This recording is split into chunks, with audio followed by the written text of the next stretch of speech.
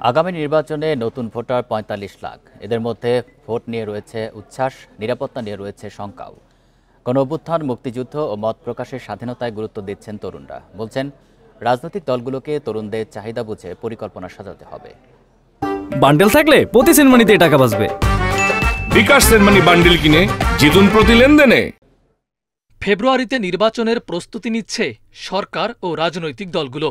প্রথম ভোট দেবে ৪৫ লাখ তরুণ, নির্বাচনের ফলে যারা ব্যাপক প্রভাব রাখবে।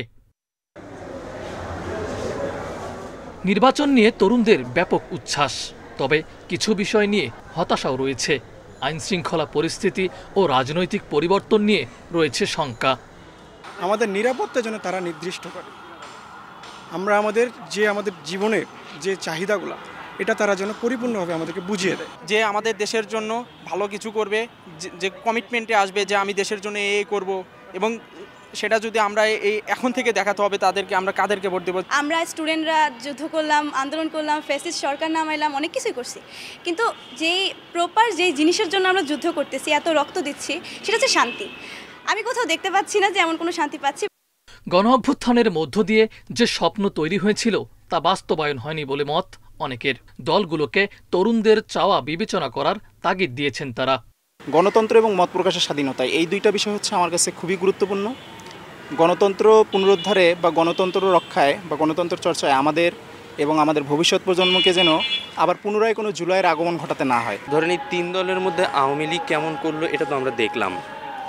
তো এই যে বিএনপি আর জামাত, এই দুইটার মধ্যে যে কোনো একটা, যারা এই দেশ দশের স্বার্থে কাজ করবে, আমি মনে করি তাদেরকেই ভোট দেওয়া উচিত। আমরা চাই যে বাকি সব গণঅভ্যুত্থানের মতো এই গণঅভ্যুত্থানটা যেন ভুলে যাওয়া না হয় এবং তরুণদের ত্যাগকে স্বীকার করে নিয়ে সুন্দরভাবে আবার সমাজ ব্যবস্থাটা হয়। ২৪-এর গণঅভ্যুত্থান নিরাপত্তা ও মত প্রকাশের স্বাধীনতাকে মানদণ্ড হিসেবে সামনে রাখছে তরুণ ভোটাররা। রাজনৈতিক দলগুলোর ইশতিহারে এর প্রতিফলন দেখতে চায় তারা। মাহফুজার রহমান মিলন, ইন্ডিপেন্ডেন্ট নিউজ, ঢাকা। এ নিয়ে আরও জানাতে ঢাকা বিশ্ববিদ্যালয় থেকে যুক্ত হচ্ছেন রাষ্ট্রবিজ্ঞান বিভাগের অধ্যাপক কাজী মোহাম্মদ মাহবুবুর রহমান। জনাব মাহবুবুর রহমান, আপনাকে স্বাগত জানাচ্ছি ইন্ডিপেন্ডেন্ট সংবাদে। এবারে নির্বাচনে তরুণ ভোটাররা গুরুত্বপূর্ণ ভূমিকা রাখবেন বলে ধারণা করা হচ্ছে, এই বিষয়ে আপনার মন্তব্য কি? মানে এটা তো আমরা অনেকদিন ধরে আলোচনা করছি যে বিশেষ করে গণঅভ্যুত্থান এবং বিপ্লবের কারণে, বিপ্লবের মধ্যে তাদের অংশগ্রহণ, এ সকল কারণে এবং একটা কর্তৃত্ববাদী শাসন ব্যবস্থাকে হটিয়ে দেওয়ার এবং তার পতন ঘটানোর কারণে আমরা দেখলাম যে তরুণদের যে শক্তি, সেটা কিন্তু আমরা আমাদের সমাজ ব্যবস্থায়, রাজনৈতিক ব্যবস্থায়, রাষ্ট্র ব্যবস্থায় দেখতে পেয়েছি। এবং আজকে আপনি দেখেন বাংলাদেশে জনসংখ্যার একটা বিশেষ একটা বড় অংশই কিন্তু তরুণ, ভোটারদের কিন্তু একটা বড় অংশ তরুণ।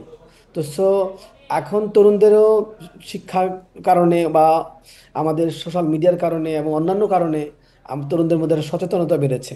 তরুণদের চাহিদা বা তরুণদের যে ভিশন, স্বপ্ন, এটাকে অ্যাভয়েড করে কেউই আগামী নির্বাচন উত্তরণ ঘটাতে পারবে না। এই জন্য সবাইকে, সকল দল যারাই ক্ষমতা যেতে চায়, যারাই পাশ করতে চায় নির্বাচনে, ক্যান্ডিডেট বলেন, দল বলেন, তাদেরকে কিন্তু তরুণ প্রার্থীদের গুরুত্ব দিতে হবে। এবং এই জন্যই আমরা দেখছি যে অনেকটা রাজনৈতিক দলগুলো তরুণ প্রার্থীদের দিকেও ঝুঁকছে বলে মনে হচ্ছে। সব কিছু মিলিয়ে এই ইলেকশনটা, যেটা ইলেকশন, আপকামিং ইলেকশন, এই ইলেকশনের মূল নির্ধারক তরুণ ভোটার, তরুণ প্রার্থী।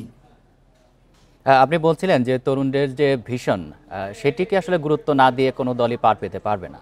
তো আপনার কি মনে হয় যে সেই গুরুত্বটা কি রাজনৈতিক দলগুলো দিচ্ছে? যতটা নির্বাচন কাছাকাছি আসবে তখন দেখবেন আপনি নির্বাচনী ম্যানিফেস্টোগুলোতে তরুণদের ডিমান্ডটা রিফ্লেক্টেড হবে।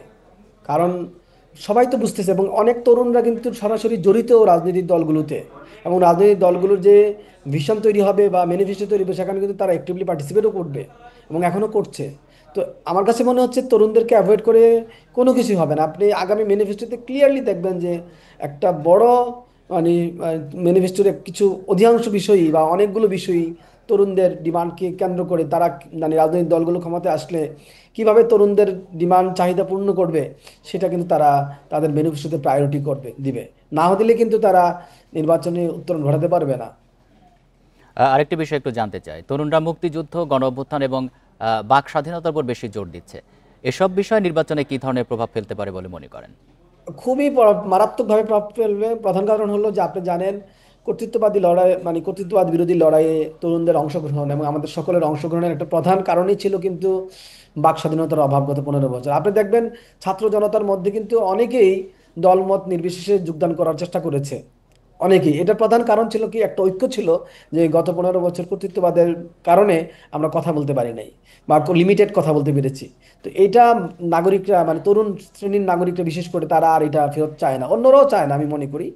আর আপনি জানেন আমরা বাংলাদেশ পেয়েছি 1971-এর কারণে, এবং আমরা 24-এর গণঅভ্যুত্থানের মাধ্যমে কিন্তু কর্তৃত্ববাদ, লম্বা সময়ের কর্তৃত্ববাদকে মানে পতন ঘটাতে পেরেছি। সো এই ইতিহাসকে ধারণ করেই রাজনৈতিক দলগুলোকে আগামী নির্বাচন উত্তরণ ঘটাতে হবে, এর বিকল্প কিছু নাই। 3টা বিষয়কে গুরুত্ব দিতে হবে এবং মাঝামাঝি যে আমাদের আরও কিছু ইতিহাস আছে সেই ইতিহাসগুলোকেও প্রায়োরিটি দিতে হবে। আমাদের বাঙালি সংস্কৃতি, বাংলাদেশি জাতীয়তাবাদ এবং আমাদের যে ধর্মীয় মূল্যবোধ, এইসব বিষয়গুলোকে প্রাধান্য দিয়ে তরুণদের ভিশন এবং স্বপ্নকে আগলে রেখেই আগামী নির্বাচনে উত্তরণ ঘটাতে হবে। তবে একটা বড় ব্যাপার আপনাকে বলি, সেটা হলো যেটা মার্কার হবে যে আগের মতো কিন্তু তরুণদেরকে আপনি ওইভাবে স্বপ্ন দেখিয়ে কাগজে কলমে লিখিয়ে আপনি কিন্তু উতরাতে পারবেন না। এখন আপনাদের অনেক কিছুই দেখাতে হবে কর্মে।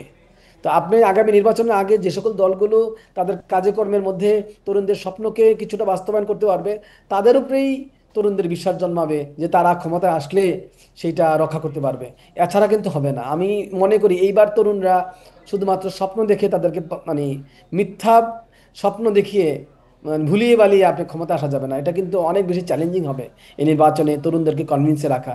ভোটের আগের দিন পর্যন্ত আমার কাছে কেন জানি মনে হয় তরুণরা ফ্ল্যাকচুয়েট করবে। নিশ্চয়ই রাজনৈতিক দলগুলো সে বিষয়ে নজর রাখবে। আপনাকে অসংখ্য ধন্যবাদ দিচ্ছি এতক্ষণ আমাদের সাথে আলোচনায় থাকার জন্য।